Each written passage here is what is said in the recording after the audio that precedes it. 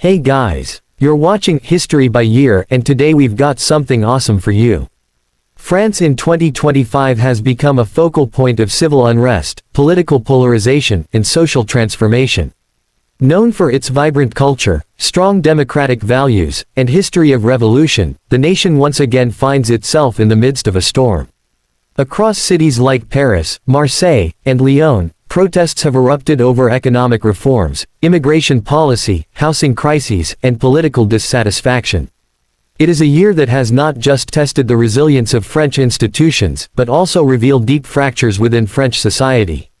The unrest began early in the year when the government introduced a controversial package of economic reforms, aimed at tackling inflation and unemployment.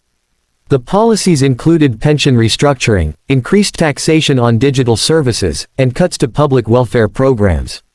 Although intended to stabilize the economy and reduce national debt, they sparked immediate backlash. Labor unions, student organizations, and civil rights groups mobilized in mass numbers. France's streets, long a stage for public dissent, once again echoed with chants, banners, and the roar of anger. The scale and frequency of protests in 2025 have surpassed previous years. At their peak, hundreds of thousands gathered weekly, leading to clashes with riot police, transportation shutdowns, and widespread strikes. Schools closed, hospitals slowed operations, and major tourist zones experienced disruptions. The famous Champs-Élysées became a site of confrontation rather than celebration. Tear gas, fire, and barricades have returned as familiar scenes. Yet amid the chaos, protesters insist they are fighting for dignity, justice, and a voice in the nation's direction. Another central issue contributing to the unrest is immigration. France has faced rising tensions related to migrant communities, asylum policies, and integration challenges.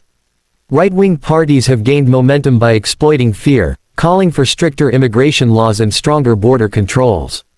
Meanwhile, left-wing and human rights organizations argue for compassion, unity, and systemic change. This ideological divide has fueled political extremism and further fragmented the electorate. By mid-2025, approval ratings for mainstream political parties had reached record lows. President Emmanuel Macron, though constitutionally ineligible for re-election, remains a central figure in French politics. His government's response to the unrest, firm but often criticized as heavy-handed, has further inflamed public opinion. Calls for early elections, constitutional reforms, and a shift in leadership have grown louder. Many see 2025 not just as a year of protests, but as a turning point in the nation's democratic evolution. Economically, the impact has been profound. Investor confidence has dipped, tourism revenues are down, and several major corporations have delayed expansion plans. Small businesses, especially in protest-prone areas, have suffered immense losses. Yet in the shadows of unrest, grassroots initiatives and local solidarity networks have emerged, offering food, shelter, and education to vulnerable communities. Culturally, France remains defiant. Artists, filmmakers, musicians, and writers have responded to the unrest with powerful works that reflect the spirit of resistance. French media is buzzing with analysis, debate, and storytelling that mirrors the country's struggle to redefine itself. While the government may attempt to restore order, the people continue to demand deeper change. France in 2025 is a nation in flux, a country caught between its revolutionary heritage and modern-day realities.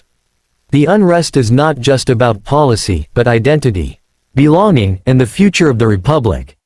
As the world watches, France once again teaches that democracy is not static. It is a constant, passionate, and sometimes painful negotiation between power and the people.